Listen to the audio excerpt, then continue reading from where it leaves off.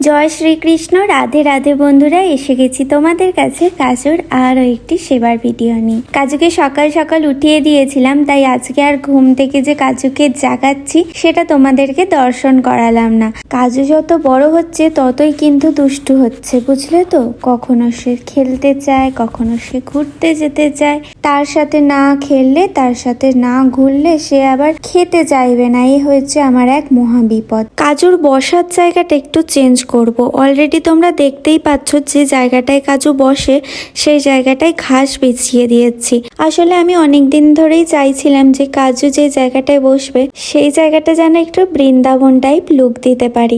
Next ভিডিওতেও তোমরা একটু ডিফারেন্ট টাইপের ওয়াল দেখতে পাবে। তোমরা কমেন্ট করে অবশ্যই জানিও তোমাদের কেমন লাগলো। লিডসে কিন্তু এখনো তেমন ভাবে ঠান্ডা কমেনি, তার কারণে সর্ষের তেলটা কিন্তু আমি কাজুকে এখনো পর্যন্ত মাখাচ্ছি। আর সর্ষের তেলটা মাখানোর ফলে কিন্তু কাজু বেশ চকচকে হয়ে উঠেছে, যেটা আমার খুব ভালো লাগছে, জানো তো।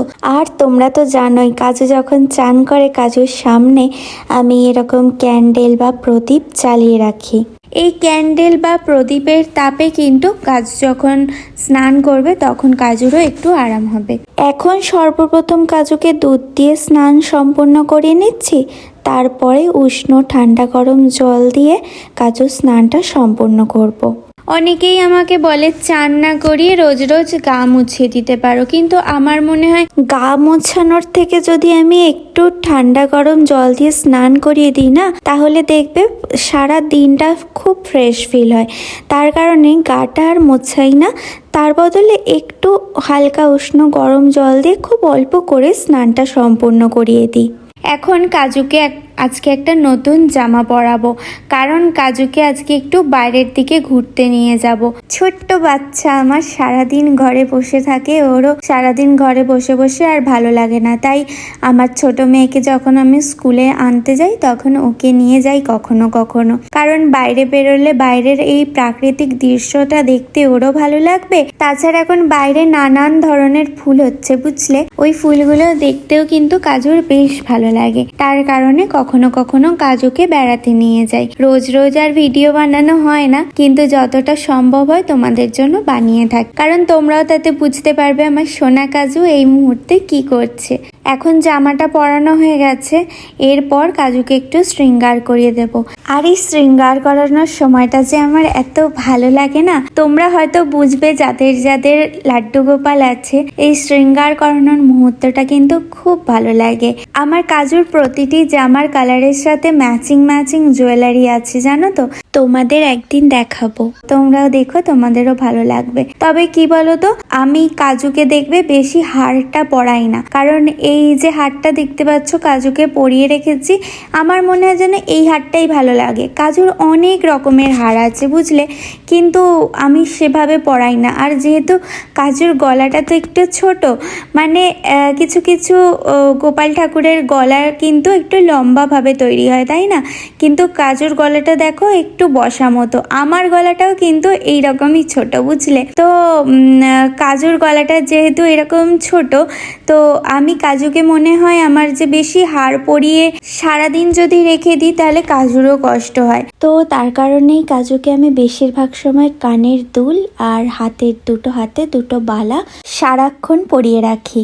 এখন সর্বশেষ কাজুকে সাজানোর পর আমি কিন্তু এই সুগন্ধিগুলো আমি কাজুর গায়েতে দিয়ে থাকি, যাতে করে কাজুর সারা দিন একটা ফ্রেশ ফিল হয়। আর এই সুগন্ধি কিন্তু কাজুর খুব প্রিয়, তাই আমার কাছে নানান ধরনের সুগন্ধি আছে। প্রত্যেক দিন আমি কাজুকে নানান ধরনের সুগন্ধি দিয়ে থাকি।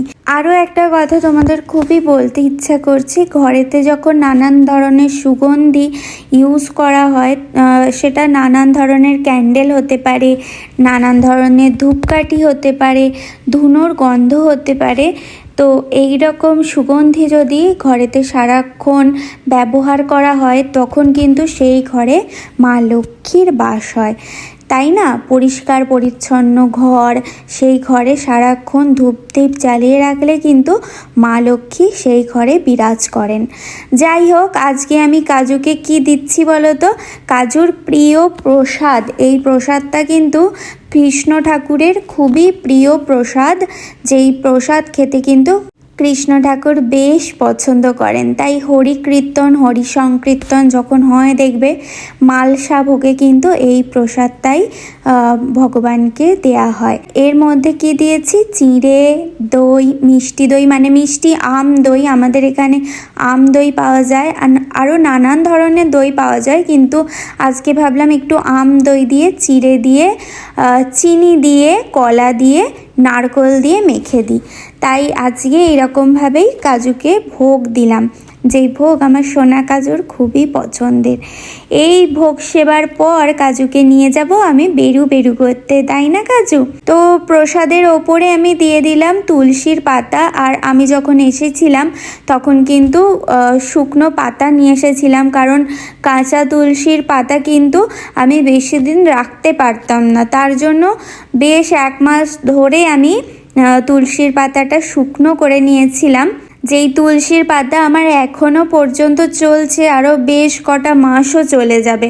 তো তোমরাও যদি কোনো এমন জায়গায় ঘুরতে বেড়াতে যাও বা এমন অবস্থা যে কোথাও যাচ্ছ থাকার জন্য, তো তোমরা এরকমই তুলসী, ড্রাই তুলসী করে নিয়ে যেতে পারো, কিংবা তুলসীর কাঠও নিয়ে যেতে পারো বা তুলসীর মালাও নিয়ে যেতে পারো। তুলসীর ছোঁয়া থাকলেই সেই ভোগই কিন্তু ভগবানের প্রিয়, সেটা তুলসীর কাঠই হোক বা তুলসীর পাতা। এছাড়াও আমি কিন্তু তুলসীর বীজও আলাদা করে এনেছি, যেটা দিয়ে আমি আগের দিনকে তোমাদের দেখিয়েছিলাম যে একটা টব কিনে এনেছি, সেই টবে মাটি ছড়িয়ে মাটির মধ্যে তুলসীর বীজ কিছুটা ছড়িয়ে দিয়েছি। গাছ তো হওয়া শুরু হয়ে গেছে, একটু বড় হোক তারপরে তোমাদের দেখাবো। তুলসী গাছ কিন্তু ঘরেতে রাখা খুবই দরকার, সকাল হোক কিংবা সন্ধে তুলসীর গাছের গোড়ায় যদি 1 ঘটি জল দেওয়া যায়, তার মতো পুণ্য হয়তো আমরা কেউই করতে পারবো না, তাই না? তাই প্রত্যেকটা বাড়িতে তুলসী গাছ রোপণ করার চেষ্টা করো, এবং সেই গাছেতে সকালে কিংবা সন্ধে পরিষ্কার পরিচ্ছন্ন বস্ত্র পরে 1 ঘটি জল নিয়ে তুলসী গাছের গোড়ায় দাও, সঙ্গে একটা ঘিয়ের প্রদীপ দেখাও। এতে মা লক্ষ্মী এবং ভগবান বিষ্ণু অতি প্রসন্ন হন। আজকে কাজুর সেবা এখানেই শেষ করলাম। কাজুর আরও একটি সেবা নিয়ে চলে আসব তোমাদের কাছে খুব তাড়াতাড়ি। জয় শ্রীকৃষ্ণ, রাধে রাধে।